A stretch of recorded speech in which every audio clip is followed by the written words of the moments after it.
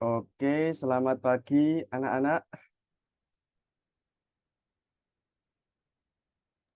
Pagi, Pak. Pagi. Oke, bagaimana kabarnya? Apakah baik? Baik-baik saja? Alhamdulillah sehat. Oke, Alhamdulillah. oke. Kembali lagi dengan saya Pak Aldo Tiana dari kelas 71 ya. Di sini saya akan mengajarkan materi yaitu pemrograman. Nah, di sini kita akan memahami tentang materi dari bahasa pemrograman yaitu Python. Nah, langsung saja kita masuk ke dalam materinya ya. Nah, di sini untuk pengertiannya yaitu Python ialah sebuah bahasa pemrograman tingkat tinggi yang bersifat interpretif dan memiliki sintaksis yang mudah dipahami. Bahasa ini dikembangkan oleh Guido van Rossum pada awal tahun 1990-an dan menjadi salah satu bahasa pemrograman yang populer dan digunakan secara luas di berbagai bidang. Nah, untuk kelebihannya ini, kelebihan dari Python itu ada banyak, yaitu mudah dipelajari. Python ini memiliki sintaksis yang sederhana dan mudah dipahami, sehingga cocok bagi pemula yang baru mempelajari pemrograman. Nah, untuk kedua, produktivitas tinggi. Python menekankan pada kejelasan dan kecepatan pengembangan, sehingga memungkinkan pengembang untuk menulis kode dengan cepat. Dan yang ketiga, multiplatform. Multiplatform. Python dapat menjalankan di berbagai sistem operasi seperti Windows, macOS, Linux, dan sebagainya. Dan apa saja tipe data dalam Python ini? Nah, langsung saja kita masuk ke codingannya ya guys ya. Nah, di sini kita sudah membuat materi, yaitu kita buat file yang bernama materi PY, ya ini materi dari Python. Nah, contoh dari apa tipe data ini ada banyak. Yang pertama kita sebelum kita mengenal yaitu kita lebih pertama dulu kita mengenal itu apa itu tipe data. Nah, tipe data itu suatu pengertian dari kalau kita ingin menemukan atau memasukkan sebuah data, kita harus mengetahui tipe data dari data yang kita ingin masukkan itu seperti apa. Contohnya, kalau kita ingin masukkan data integer atau angka, nah data pertama yaitu kita masukkan data integer kita buat variabel data integer.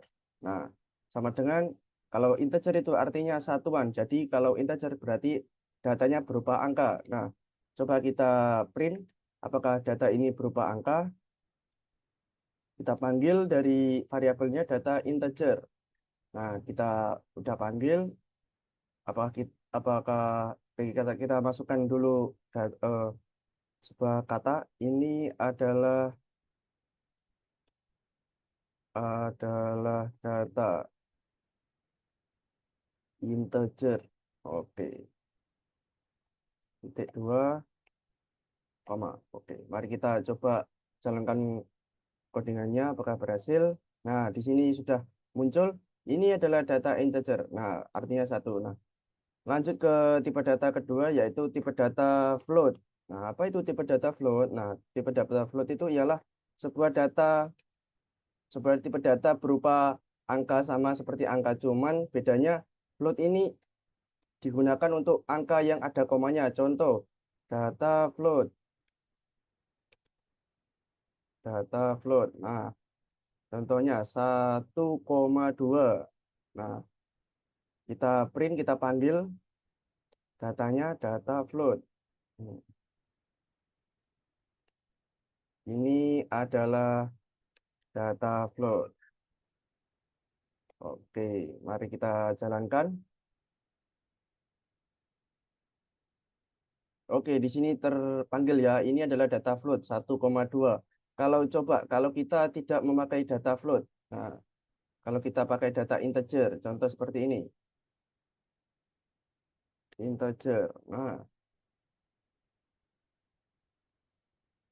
oke, mari kita coba. Print di sini kita panggil integer, data float. Nah, kita diharuskan memakai data float ini untuk integer. Integer. Nah, kita kurung saja. Oke, kita panggil data float-nya. Apakah berhasil? Nah, data flow tidak terinvalid keyword karena yang kita panggil ini berupa integer. Karena integer ini tidak bisa membaca koma. Nah, lanjut saja ke tipe data selanjutnya yaitu tipe data string. String itu apa itu string? String ialah tipe data berupa kumpulan kalimat atau kumpulan suatu char. Contoh, string, tipe string. Nah, syarat untuk memanggil data string ini kita harus menggunakan petik. Nah, ini petik.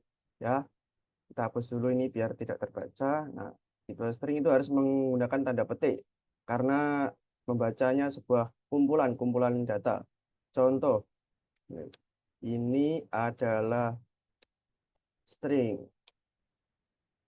Nah, kita panggil lagi datanya tipe string. Nah, apakah terbaca?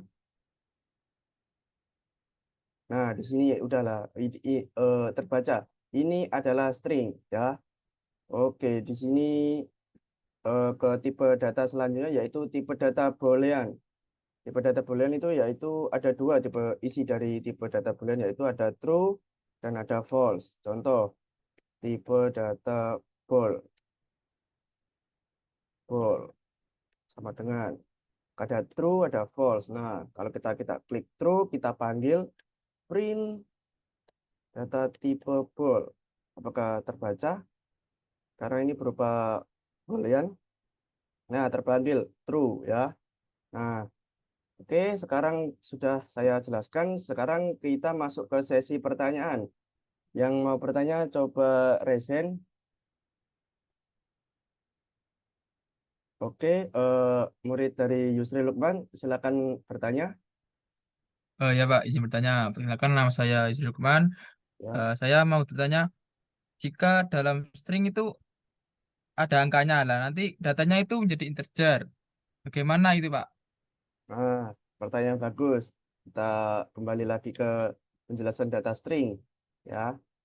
Nah, jika kita masukkan ke dalam data string ini berupa angka, seperti ini, seperti integer ini, maka yang terbaca tetap, yaitu tipe data string. Kita coba.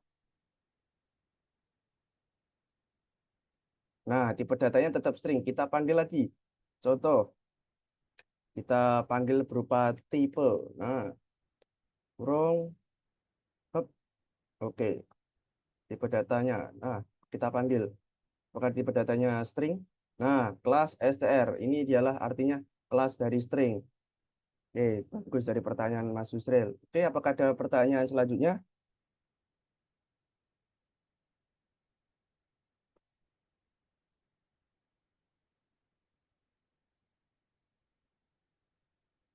Oke, em, murid dari Mas Alif. Oke, apakah ada pertanyaan? Seperti apa pertanyaannya? Ya, saya mau bertanya. Itu kan kan inputkan itu ya. Itu sistemnya itu bagaimana caranya ngambil data inputan itu? Oh, oke, mengambil dari data inputan. Oke, pertanyaan bagus. Nah, contoh, kalau kita ingin memasukkan data atau menginput sebuah data dalam suatu program Python, maka kita harus mengetikkan suatu variabel, yaitu kita contoh data inputannya kita ini kita kasih variabel data. Di situ kita klik input, ya, input, habis itu kurung, ya, masukkan data, masukkan data. Nah, kita titik koma. Nanti otomatis data dari variabel ini gimana ya mengasih perintah untuk memasukkan data suatu input masukkan data ya. Kita panggil lagi dari variabel isi dari inputannya kita panggil lagi data ya. Kita kasih ke kalimat ini adalah isi input. Oke, mari kita coba.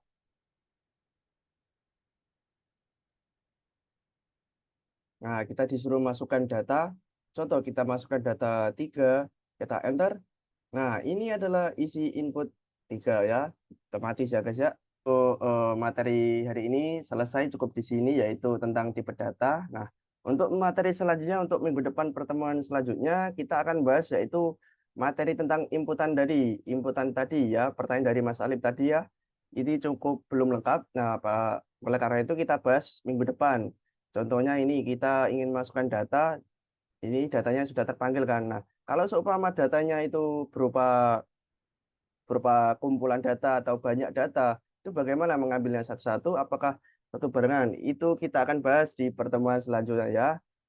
Oke, cukup sekian dari pertemuan saya. Semoga materi yang saya sampaikan ini dapat diterima baik ya. Oke, saya Aldrutina Firmansyah undur diri. Wassalamualaikum warahmatullahi wabarakatuh. Waalaikumsalam warahmatullahi wabarakatuh. Waalaikumsalam warahmatullahi wabarakatuh.